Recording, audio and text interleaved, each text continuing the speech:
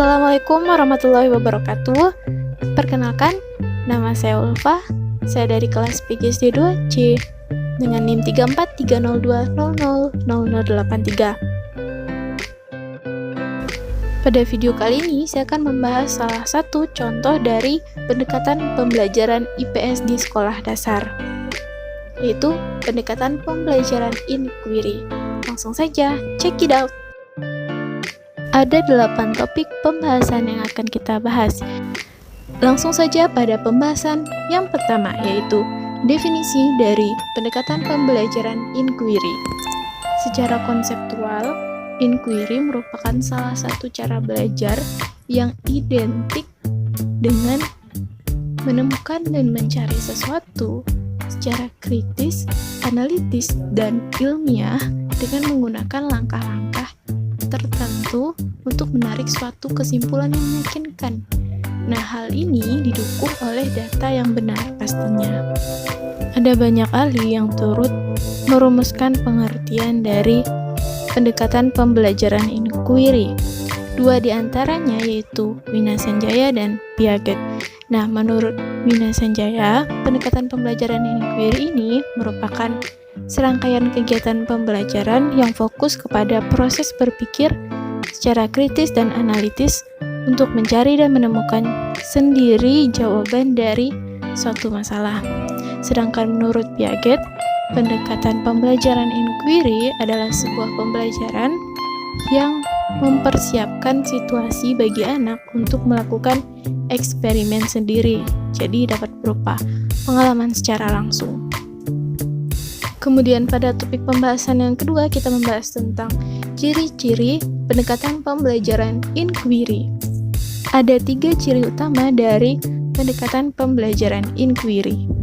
Yang pertama, pendekatan pembelajaran inquiry mengoptimalkan aktivitas siswa dalam mencari dan menemukan. Itu artinya, pada pendekatan pembelajaran ini, siswa ditempatkan atau diposisikan sebagai subjek belajar. Dan yang kedua, seluruh aktivitas atau kegiatan yang dilakukan oleh siswa harus diarahkan oleh guru untuk mencari dan menemukan jawaban sendiri dari sesuatu yang mereka pertanyakan. Dengan demikian, pendekatan pembelajaran inquiry ini menempatkan guru bukan sebagai sumber belajar, namun sebagai fasilitator dan motivator dalam kegiatan belajar mengajar.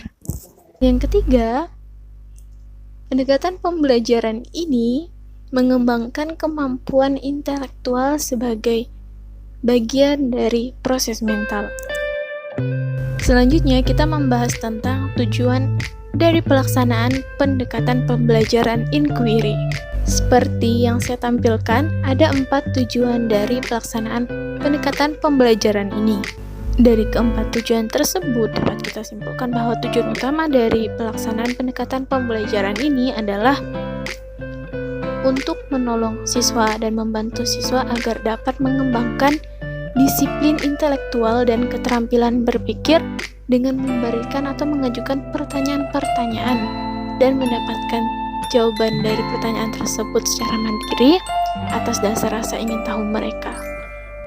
Kemudian kita lanjutkan pada topik pembahasan yang keempat, yaitu sasaran utama dari pelaksanaan pendekatan pembelajaran ini. Sasaran utama ini dikemukakan oleh Gulo dalam Trianto, tepatnya pada tahun 2007. Ada 3 sasaran utama dalam pelaksanaan pembelajaran inquiry. Yang pertama yaitu keterlibatan siswa atau peserta didik secara maksimal selama terlaksananya kegiatan belajar. Yang kedua, kegiatan pembelajaran terarah secara logis dan sistematis pada tujuan pembelajaran. Dan yang ketiga, dapat mengembangkan sikap percaya diri peserta didik tentang apa yang ditentukan selama proses inquiry. Meskipun pendekatan ini mempusatkan kepada kegiatan yang dilakukan oleh peserta didik, namun tenaga pendidik atau guru harus tetap memegang peranan yang sangat penting, yaitu sebagai pembuat desain pengalaman belajar. Guru wajib menggiring peserta didik untuk melakukan kegiatan pembelajaran tersebut. terkadang guru juga perlu memberikan penjelasan, melontarkan pertanyaan, memberikan komentar, dan saran kepada peserta didik. Guru juga wajib untuk menciptakan kemudahan belajar bagi siswa melalui penciptaan iklim dan suasana yang kondusif dengan memanfaatkan fasilitas, media, dan materi pembelajaran yang bervariasi. Sebab pendekatan pembelajaran inquiry ini merupakan proses pembelajaran yang didasarkan pada pencarian dan penemuan melalui proses berpikir secara sistematis. Pengetahuan bukanlah sejumlah fakta hasil dari mengingat, akan tetapi hasil dari proses menemukan sendiri, artinya melibatkan secara langsung siswa hingga menjadi sebuah pengalaman bagi siswa tersebut. Dengan demikian, selama proses perencanaan, guru bukanlah mempersiapkan sejumlah materi yang harus dihafalkan, akan tetapi merancang sedemikian rupa kegiatan pembelajaran yang memungkinkan siswa untuk menemukan sendiri materi yang harus mereka pahami. Selanjutnya kita membahas tentang strategi pelaksanaan. Strategi pembelajaran ini harus kita perhatikan agar pendekatan pembelajaran inquiry dapat berjalan dengan efektif dan efisien. Ada 6 strategi. Yang pertama, siswa dapat menemukan sendiri jawaban dari permasalahan yang ingin mereka pecahkan. Yang kedua, bahan pelajaran yang akan diajarkan tidak berbentuk fakta atau konsep yang sudah jadi. Yang ketiga, proses pembelajaran berawal dari rasa ingin tahu dari siswa itu sendiri. Yang keempat, guru akan mengajar sekelompok siswa yang rata-rata memiliki kemauan dan kemampuan berpikir yang relatif sama atau seimbang. Yang kelima, jumlah siswa yang belajar tidak terlalu banyak. Dan yang terakhir, guru memiliki waktu yang lebih yang cukup untuk menggunakan pendekatan yang berpusat kepada siswa tersebut. Lalu sekarang kita akan membahas tentang prinsip-prinsip dalam pelaksanaan pendekatan pembelajaran inquiry. Ada 5 prinsip yang harus kita perhatikan selama pelaksanaan pendekatan pembelajaran inquiry. Yang pertama, proses pembelajaran harus berorientasi pada pengembangan intelektual siswa. Sebab kita mengingat kembali tujuan utama dari pendekatan pembelajaran inquiry ini adalah pengembangan kemampuan berpikir. Dengan demikian, pelaksanaan pendekatan pembelajaran ini juga harus berorientasi pada hasil belajar dan proses belajar sekaligus. Yang kedua, interaksi. Pendekatan pembelajaran inquiry dianggap sebagai suatu proses interaksi yang artinya menempatkan guru bukan sebagai sumber belajar, tetapi sebagai pengatur interaksi itu sendiri. Kemudian, guru juga perlu untuk mengarahkan siswa agar dapat mengembangkan kemampuan berpikirnya melalui interaksi, baik itu interaksi sesama teman ataupun interaksi dengan gurunya. Kemudian yang ketiga, prinsip bertanya. Peran guru yang harus dilakukan dalam pelaksanaan pendekatan pembelajaran inquiry adalah guru sebagai penanya, sebab kemampuan siswa untuk menjawab setiap pertanyaan pada dasarnya sudah merupakan bagian dari proses berpikir. Oleh karena itu, kemampuan guru untuk bertanya dalam setiap langkah inquiry juga sangat diperlukan. Yang keempat, belajar untuk berpikir. Nah, belajar itu tidak hanya tentang mengingat, menghafal, tetapi belajar adalah sebuah proses berpikir, yakni proses untuk mengembangkan potensi seluruh otak. Pembelajaran berpikir adalah sebuah pemanfaatan dan penggunaan otak secara optimal. Yang kelima, prinsip keterbukaan. Belajar merupakan sebuah proses yang harus mencoba berbagai kemungkinan. Karena itu, anak perlu untuk diberikan kebebasan dalam mencoba sesuai dengan perkembangan kemampuan logika dan nalar mereka masing-masing. Pembelajaran yang bermakna adalah pembelajaran yang menyediakan berbagai kemungkinan sebagai bentuk hipotesis yang dapat dikelola oleh anak nantinya. Tugas guru adalah menyediakan ruang untuk memberikan kesempatan kepada siswa dalam mengembangkan hipotesis tersebut dan secara terbuka dapat membuktikan kebenaran hipotesis yang diajukan.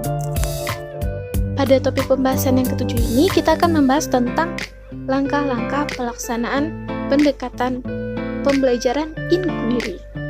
Yang pertama yaitu orientasi. Nah, langkah orientasi ini merupakan binaan dalam membentuk suasana dan iklim pembelajaran yang responsif. Pada langkah ini, guru harus mengkondisikan agar siswa siap untuk melaksanakan proses pembelajaran. Pada langkah ini juga, guru harus merangsang dan mengajak siswa untuk mulai berpikir, mulai bertanya, dan mulai merancang pemikiran untuk memecahkan masalah tersebut. Yang kedua, merumuskan masalah. Nah, merumuskan masalah ini merupakan salah satu aspek yang sangat penting selama pelaksanaan pendekatan pembelajaran inquiry. Merumuskan masalah merupakan langkah awal yang dapat membawa siswa untuk menemukan sebuah pertanyaan atau persoalan yang mengandung teka-teki.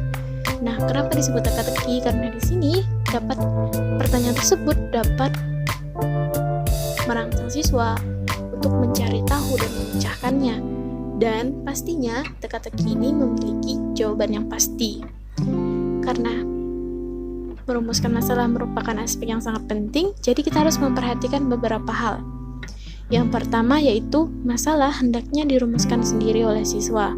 Yang kedua, masalah dikaji adalah masalah yang mengandung teka-teki yang jawabannya pasti. Dan yang ketiga, konsep-konsep dalam masalah adalah konsep-konsep yang sudah diketahui terlebih dahulu oleh siswa. Yang ketiga, merumuskan hipotesis. Hipotesis merupakan dugaan atau jawaban sementara dari suatu permasalahan yang sedang siswa kaji. Sebagai jawaban sementara, tentunya hipotesis perlu untuk diuji kebenarannya. Salah satu cara yang dapat dilakukan guru untuk mengembangkan kemampuan berhipotesis pada siswa adalah dengan mengajikan atau memaparkan berbagai pertanyaan yang dapat mendorong siswa untuk merumuskan jawaban sementara atau dapat merumuskan berbagai perkiraan yang kemungkinan merupakan jawaban dari permasalahan yang sedang dikaji. Selanjutnya, mengumpulkan data. Nah, mengumpulkan data ini merupakan sebuah kegiatan atau aktivitas dalam menjaring informasi yang dibutuhkan untuk menguji hipotesis yang telah diajukan. Tugas dan peran guru dalam tahap ini adalah mengajukan pertanyaan-pertanyaan yang dapat mendorong siswa untuk berpikir mencari informasi yang mereka butuhkan. Yang kelima, menguji hipotesis. Menguji hipotesis ini merupakan sebuah proses untuk menentukan jawaban yang dianggap diterima sesuai dengan data dan informasi yang telah diperoleh selama pengumpulan data. Yang terpenting dalam menguji hipotesis adalah mencari tingkat keyakinan siswa atas jawaban yang mereka berikan. Yang keenam, merumuskan kesimpulan. Nah, tahap ini merupakan tahap terakhir, yaitu proses mendeskripsikan hasil temuan yang diperoleh berdasarkan pengujian hipotesis. Untuk mencapai kesimpulan yang akurat dan tepat, sebaiknya guru mampu menunjukkan pada siswa data mana yang relevan. Sekarang kita telah tiba pada pembahasan yang terakhir, yaitu kelemahan dan keunggulan dari pendekatan pembelajaran inquiry. Kelemahan dalam pelaksanaan pendekatan pembelajaran inquiry ini adalah sulit untuk mengontrol kegiatan dan keberhasilan siswa. Sebab dalam merencanakan pembelajaran ini harus diperhatikan dengan sangat detail karena takut terbentur dengan kebiasaan siswa dalam belajar. Kadang-kadang dalam pengimplementasian atau pelaksanaannya, guru sulit untuk menyesuaikan dengan waktu yang telah ditentukan karena pelaksanaan dari pendekatan pembelajaran inquiry ini identik dengan memerlukan waktu yang relatif lama. Kemudian selama kriteria keberhasilan belajar ditentukan oleh kemampuan siswa menguasai materi pembelajaran tersebut, maka pendekatan inquiry ini akan sulit untuk diimplementasikan. Ada 4 keunggulan dari pelaksanaan pembelajaran inquiry. Yang pertama, menekankan pada perkembangan berbagai aspek yang dapat dilaksanakan dengan seimbang. Yang kedua, memberikan ruang kepada siswa agar dapat belajar sesuai dengan gaya belajar mereka masing-masing. Yang ketiga, sesuai dengan perkembangan psikologi belajar modern yang menganggap bahwa belajar merupakan sebuah proses perubahan tingkah laku karena adanya sebuah pengalaman secara langsung. Yang keempat, pendekatan pembelajaran ini mampu melayani kebutuhan siswa yang memiliki kemampuan di atas rata-rata. Itu artinya, siswa yang memiliki kemampuan belajar yang cukup bagus, kemampuan memahami yang cukup bagus, tidak akan terhambat selama belajar oleh siswa yang memiliki kecepatan dalam memahami yang relatif lambat. Dan begitu juga sebaliknya. Sekian informasi yang dapat saya sampaikan dalam melaksanakan tugas dan pemaparan video kali ini. Semoga dapat bermanfaat untuk kita semua. Mohon maaf jika ada kesalahan. Wabillahi taufiq wal hidayah. Wassalamualaikum warahmatullahi wabarakatuh.